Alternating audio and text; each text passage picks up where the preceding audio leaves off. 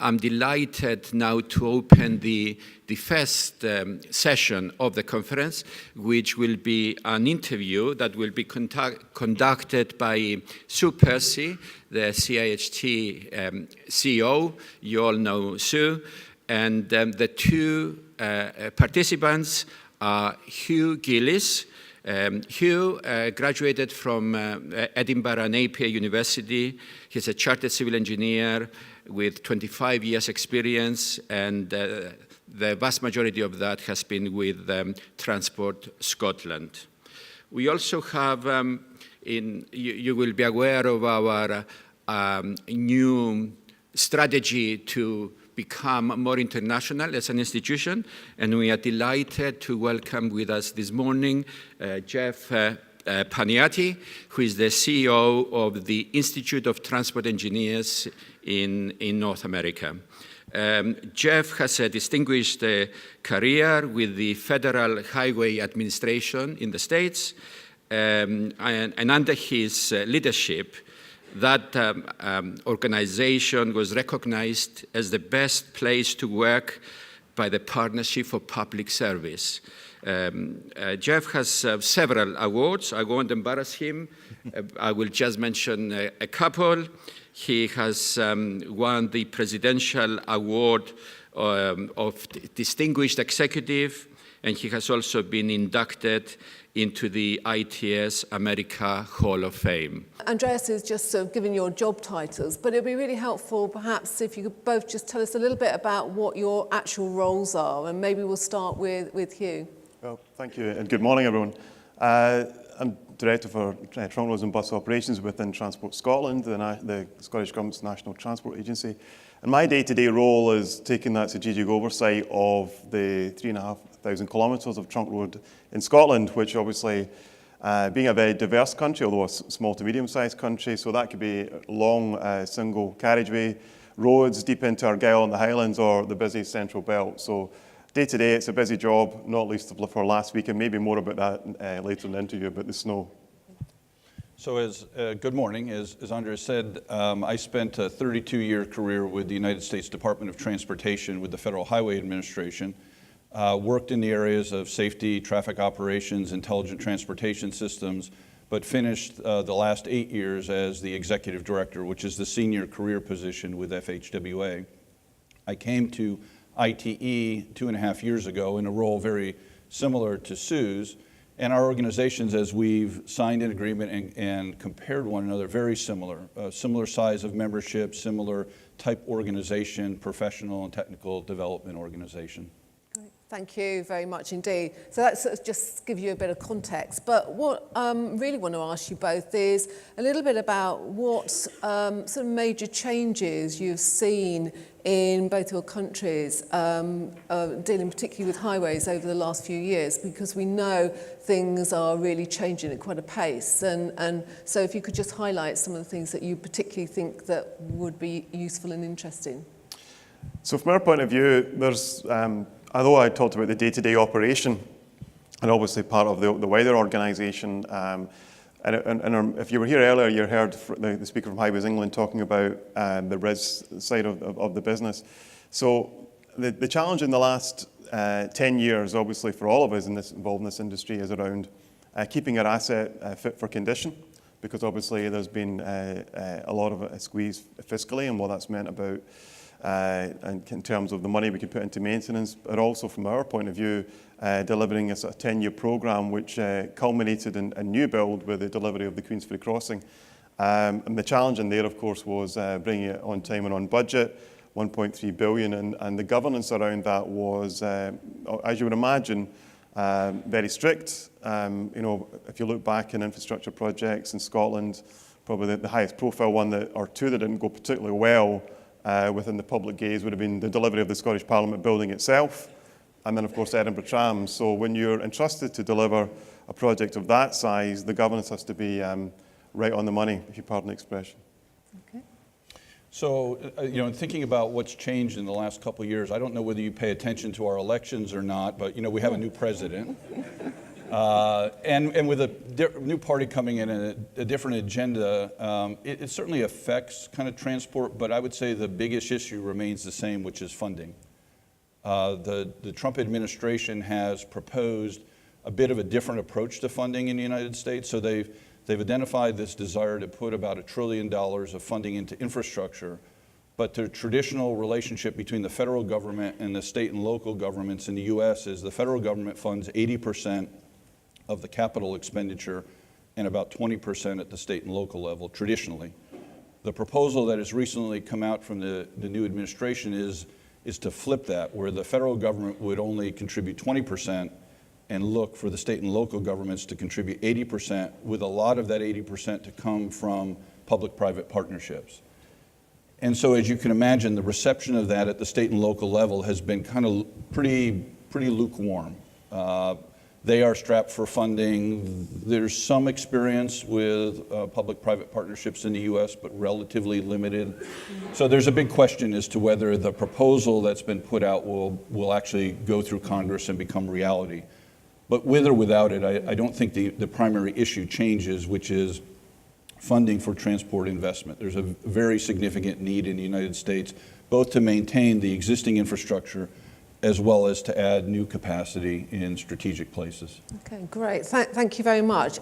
Just changing the question slightly around, as I'm sure you're all aware in this audience, particularly if you're CIHT members, it's actually International Women's Day. Thank you. And at CIHT, we've been doing a lot of work around really thinking about how we support and promote diversity and inclusion particularly within the transport highway sector. And I'm just wondering how, maybe in Scotland and the US, you're sort of tackling this issue and really sort of trying to promote a career in the sector beyond perhaps the traditional view of who might want to come in. So Okay. Hugh first. Yeah, thanks for that. So, happy International Women's Day. Let me answer that both from my role within Scottish Government and then as a professional, and I'll reflect both in a positive way and maybe in a different way from recent experiences. Within Scottish Government, for the last few years, there's been a big push in terms of STEM for women and courses and careers, and we're seeing some positive results for that, which is really encouraging. Within Transport Scotland, for the last few years, we've had a very successful graduate training programme, and we've been able to take young women in who have come out as graduates, and they've gone on to get professionally qualified through this institution or the ICE, and they themselves have gone on to be promoted and now are some of our very effective managers. So that's very encouraging. From an industry point of view, as recent as last night, I attended an event here in London. My female host, an esteemed engineer herself, invited me along to her companies who are a blue chip consultancy in transport in the UK, to an event in central London. And I was talking to that person. I said, look around the room. And there was less, and the room was packed, 300 people. But actually, I was the stereotype, male, pale, and stale, and all that kind of stuff. There was hardly any women in the room. Mm-hmm. And we were chatting around, reflecting on, we really need to kind of shift this. So, yes, positive steps in there, but clearly more can be done. Yeah.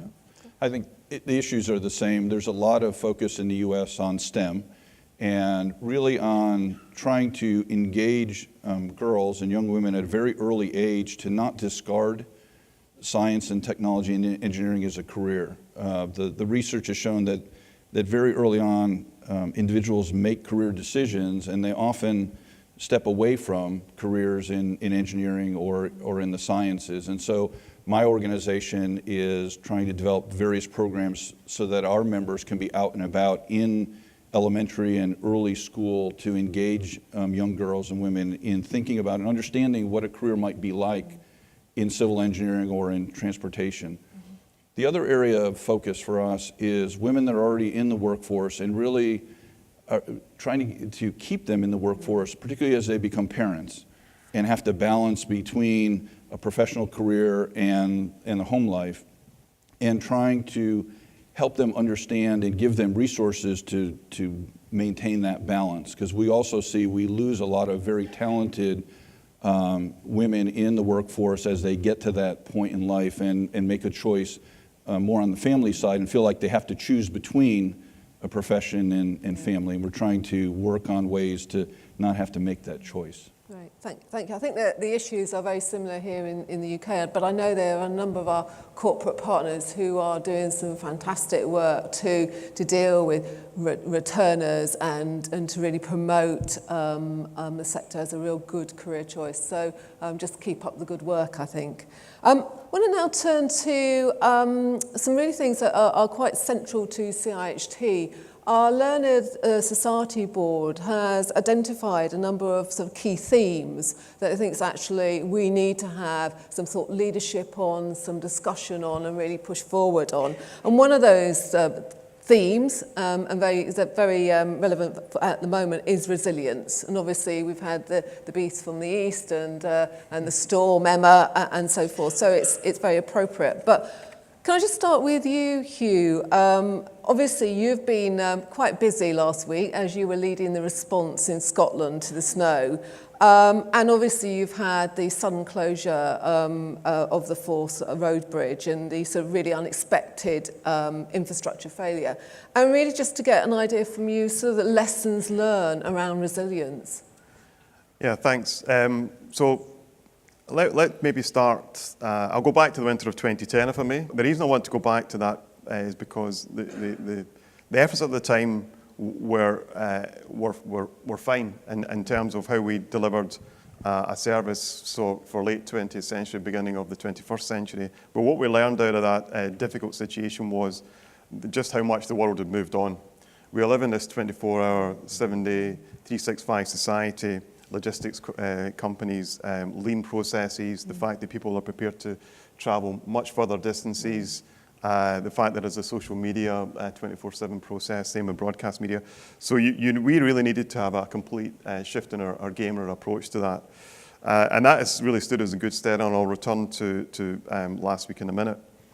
But the basic premise doesn't change, which is prepare, respond, and recover. Mm-hmm. If you stick to that mantra, you've got every chance.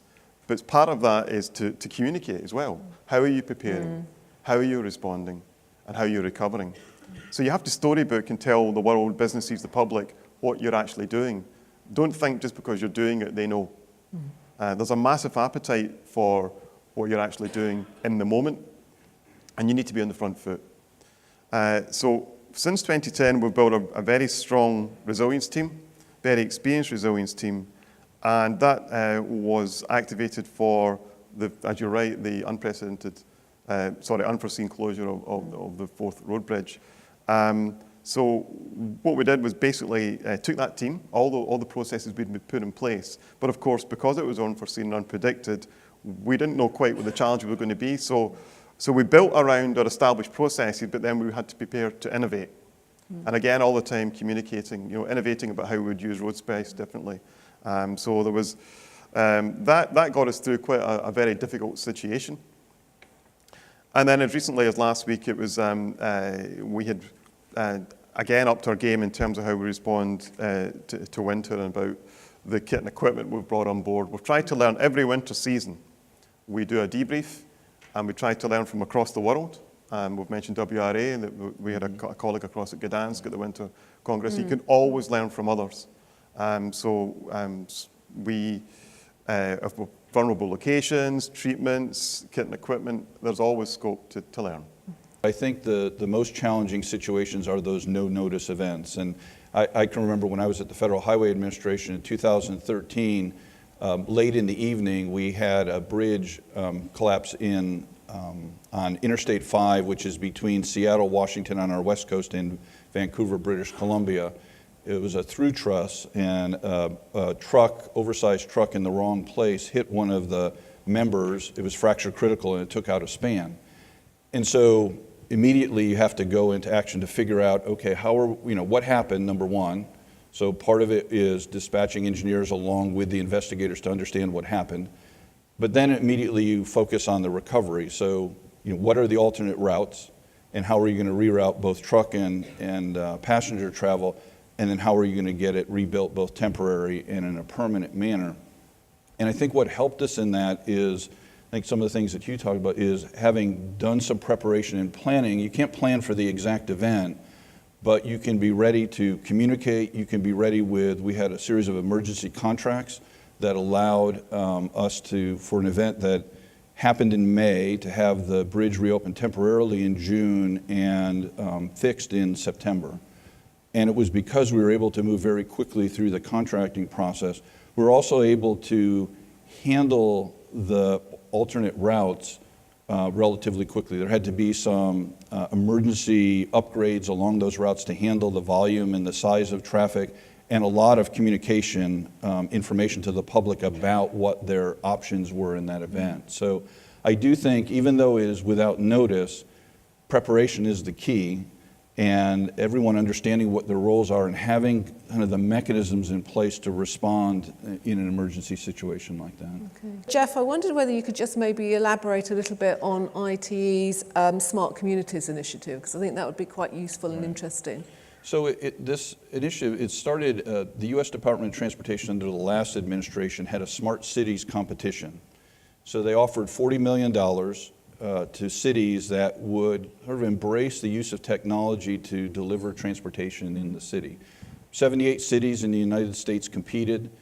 In the end, Columbus, Ohio was the winner, but really what came out of the competition was the energy and the ideas that came from those 78 cities.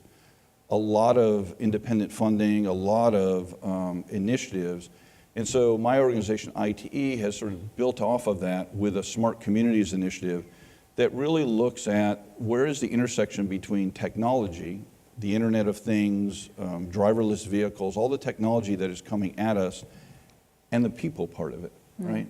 Because it's great to embrace technology and the connectivity that comes with it, but in the end, people want to live in a livable community, in a place where they can walk and they can bike and they can enjoy a quality of life. And so that is where our focus is really trying to see where are the intersection points between those two things. How do we embrace technology, but in a way that, for example, provides transportation service to an underserved or disadvantaged part of the community and connects people to jobs?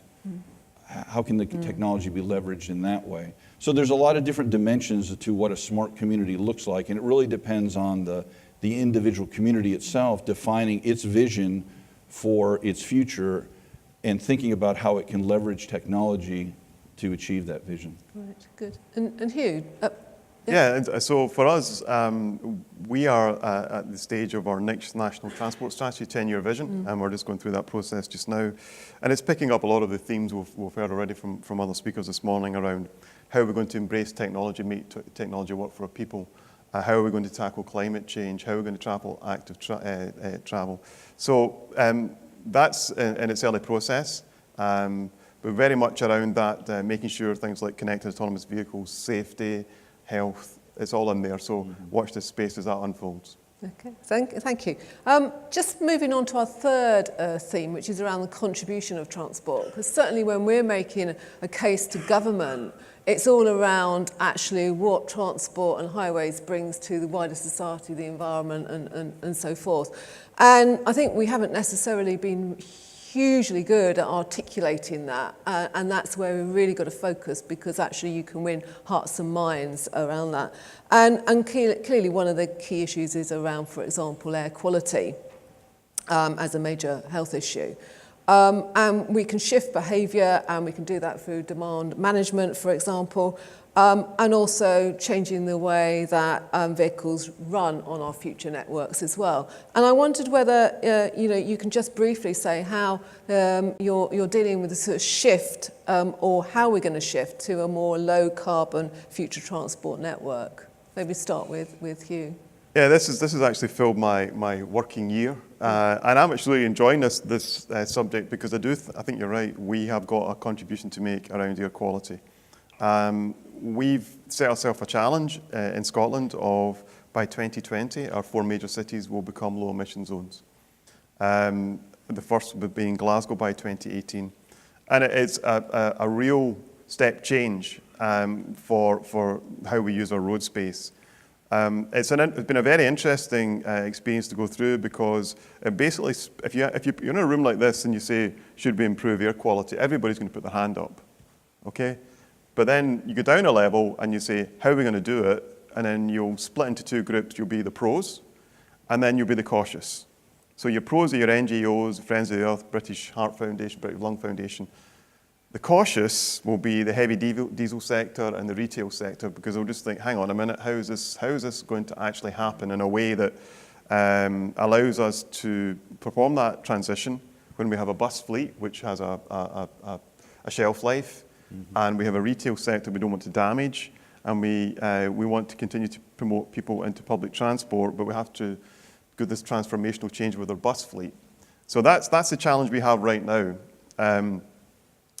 So there's a lot of hard thinking being done just now. What's the legislation around just now for that? In Scotland, we have a policy of we do charge for road space, so it will need to be some form of restricted access. So we need to make sure the legislation is there to allow that to happen.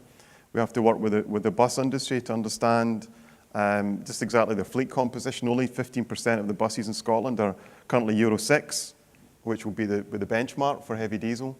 So there's a lot of work to be done around that. But I think people want it to happen. I think actually, if you say to people, we can actually make this work for our cities and improve the public realm and improve public health, we can do that. But our industry can help lead that, and I think we should be rightly doing that. Yeah, I think this is an area where the UK and Europe at large is well ahead of the US. As I'm sure you've seen, our administration has taken a step back really on kind of in the climate change and environmental area. That doesn't mean that our states and cities, though, don't continue to innovate and move forward. At ITE, we have an initiative looking at the intersection of transportation and health. And it's been very useful in just bringing experts from the two sectors together to talk about how we can work better together, because we tend to stay in our own stovepipes. Transportation people talk to transportation people, and health people talk to health people, and we're seeing many opportunities come from that collaboration. I would say that what everyone is looking to is how automated and driverless vehicles, kind of the sharing economy, Uber and Lyft, and electrification fit together, and whether they fit together in a positive way for the environment or a negative way. And I think there's a lot of questions as to whether that's a positive or negative when you get to driverless vehicle and its competition, for example, with transit. So probably more questions than answers, but I think that we now have the right people asking the questions and engaging. Okay, thank you. One final sort of question is also around, for us at CIHT, so the integration of the planning agenda with the transport agenda is absolutely critical. It's been separated out in terms of government departments and thinking, and yet actually it's so integral. And clearly a lot of the government agenda, Westminster government anyway, at the moment around delivering on housing, they're now starting to think, well, what's transport? We've got to get transport much more involved in this and up front. And just very briefly, can I just ask how that's sort of playing out in Scotland and then in the US? Well, I mentioned the National Transport Strategy, and we're also looking at a national planning framework. But this is something that's, I think, frustrated all of us in transportation for a number of years, about having our voices heard when it comes to land use planning and understanding that, yes, we understand the demand for housing, demand for retail space, etc., but it has to work in a way, if we're genuine about climate change, the way we travel, integration with electric vehicles, low emission vehicles, modal shift, there has to be a much better joined up approach to land use planning and transport. So I think that conversation is happening again in Scotland, and I think there's a genuine desire to see that happen. So I think it will happen, because the way the fleet makeup is moving. In many ways, the automotive industry is going to take us to that place, because obviously we're seeing the rise of low emission vehicles, electric cars.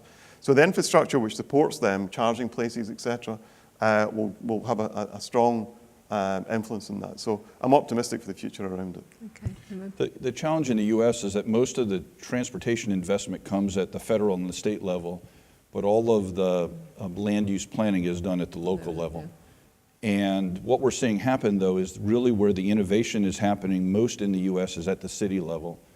And cities are very interested in growing their economy and attracting some of the disruptor, the tech businesses to their cities. And the way that they're going to attract those is by creating a livable environment where young people want to live and work. And so they're taking a very proactive approach in their local planning and really trying to attract those businesses to come and locate. The big competition in the U.S. is where is the second Amazon location going to be? They're looking for a second headquarters. And so a very big competition. Part of what all of the cities competing are trying to appeal to is that this is a place that a company like Amazon would want its second headquarters to be, and it has the transport services and the type of community services that a company like that would want. And I think that's just an example of what's going on. Thank you. I know this conversation could run around, and I'm very conscious that actually we do need to try and keep to time. But this whole thing around actually transport and making quality places is absolutely key. And if we can really get that over a bit more, I think we can actually get a lot more traction when we're talking around future funding and investment. So just want to take this opportunity to thank Hugh and Jeff very much for this very informative session, and encourage you to continue the conversation with them over the break. So thank you very much indeed.